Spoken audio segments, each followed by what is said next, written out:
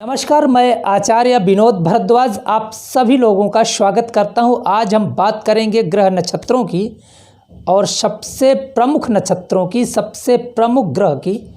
दैवाचार्य और दैत्याचार्य दोनों ग्रह एक तरह से धर्म के ध्वज माने गए हैं।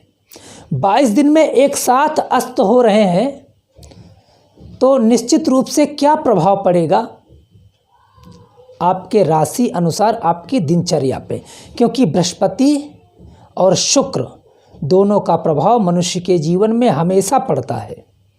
लेकिन कार्यक्रम को प्रारंभ करने के पहले एक खास जानकारी आपके लिए है। यदि आप किसी भी प्रकार का प्रश्न लेना चाहते हैं, चाहे ज्योतिष से संबंधित, वास्तु से संबंधित, तंत्र मंत्र से संबंधित, पूजा पाठ से संबंधित, यज्ञ यजन से संबंधित या टोने टोटकों से संबंधित, तो आप जाएं www.astrotak.com पे। आप वहां पे विनोद भारद्वाज प्रोफाइल को सिलेक्ट करके अपने क्वेश्चन को भेज दीजिए। हम एक सुंदर सा उत्तर देंगे। वह उत्तर आपके लिए निश्चित रूप से रामबाण साबित होगा। यदि आप वहां से फ़ोन से बात करना चाहते हैं तो ज़रूर करिए, हम आपके फ़ोन का इंतज़ार कर रहे हैं। अब आते हैं अपने मुख्य कार्यक्रम पे, क्योंकि बृहस्पति शुक्र एक ऐसे स्टार हैं जो ज्ञान और सामाजिकता को प्रभावित करते हैं।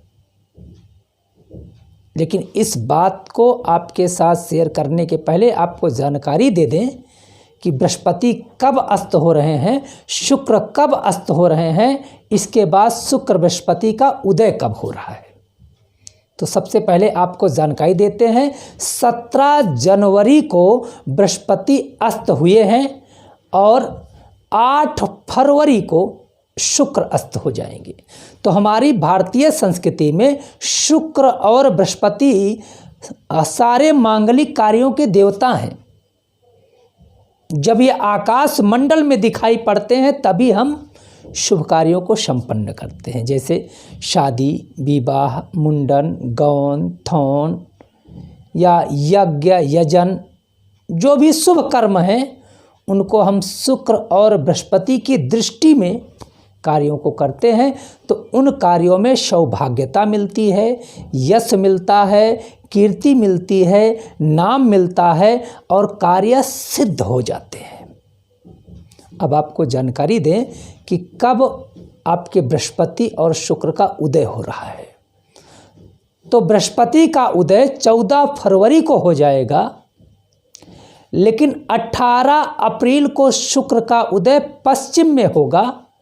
शास्त्रों का ऐसा कहना है, शुक्र उदय के बाद भी 5 दिन शुक्र अंध होते हैं, मतलब 18 तारीख से 5 दिन और आप जोड़ लीजिए।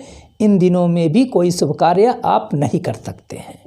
अब बात करते हैं गुरु के बारे में, क्योंकि गुरु एक तरह से धर्म का प्रतीक माना जाता है।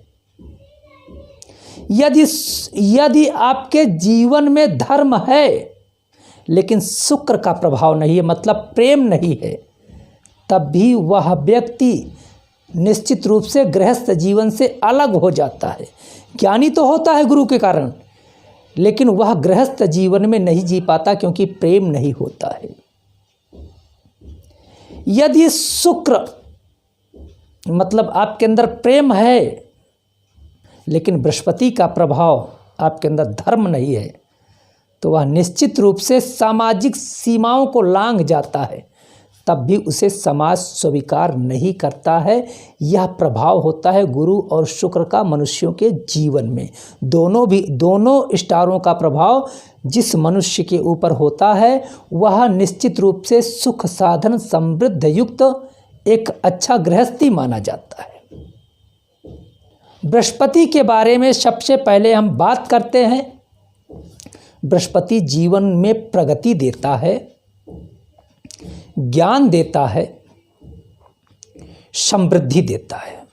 शुक्र क्या क्या आपको लेकर के आता है, देता है, तो शुक्र के बारे में 2-3 चीजें जान लें। शुक्र आपको देता है भौतिक सुख, एक तरह से तृप्ति, मन की तृप्ति। इसके साथ साथ भोग विलास को भी शुक्र देता है और प्रतिभा का लोहा शुक्र बनवाता है। तो अब आइए जानते हैं कि ये दोनों स्टार जो कि इतना सारा कुछ आपके लिए हमेशा देते रहते हैं, ये अस्त हो जाएंगे, मतलब आकाश मंडल में विलुप्त हो जाएंगे, तो आपकी राशि पे क्या क्या प्रभाव पड़ सकता है, कहाँ कहाँ असर डाल सकते हैं। सबसे पहले आते हैं मेष राशि पे। संतान से संबंधित कुछ दिक्कतें उत्पन्न हो सकती हैं। धन खर्ची पे लगाम लगाने की आवश्यकता है। अति उत्साहित होकर के कोई कार्य ना करें और वाणी को संयमित रखें, अन्यथा इस दौरान दिक्कतें उत्पन्न हो सकती हैं। अब बात करते हैं वृषभ राशि की।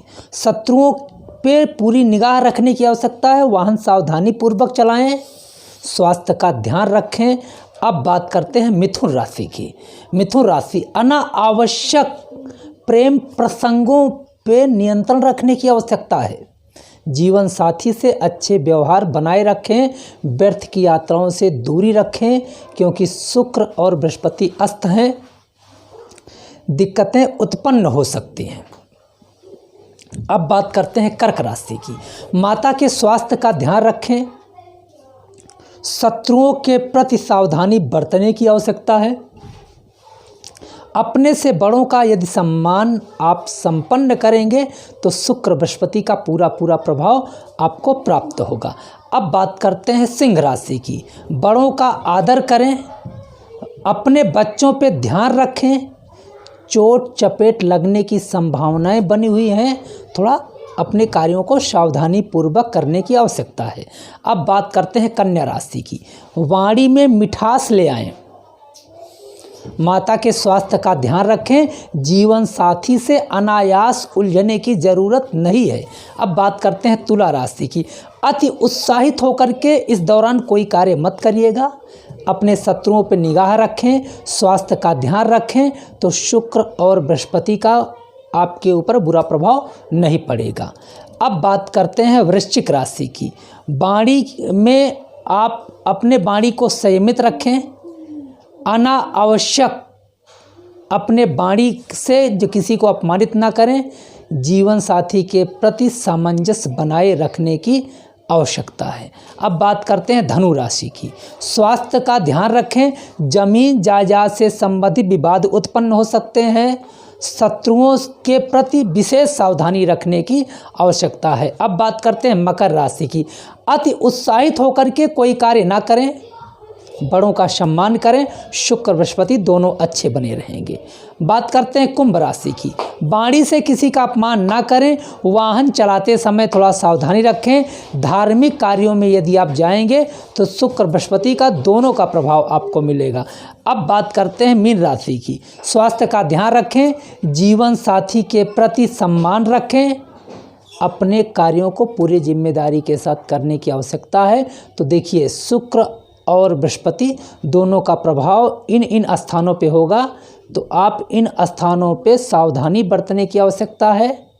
देखिएगा, शुक्र बृहस्पति का जो एक तरह से अस्त की स्थिति है वो आपके ऊपर नहीं आएगी और निश्चित रूप से आपके सारे कार्य बनते चले जाएंगे।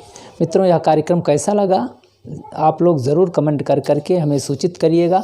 आप लोगों का बहुत बहुत धन्यवाद। नमस्कार।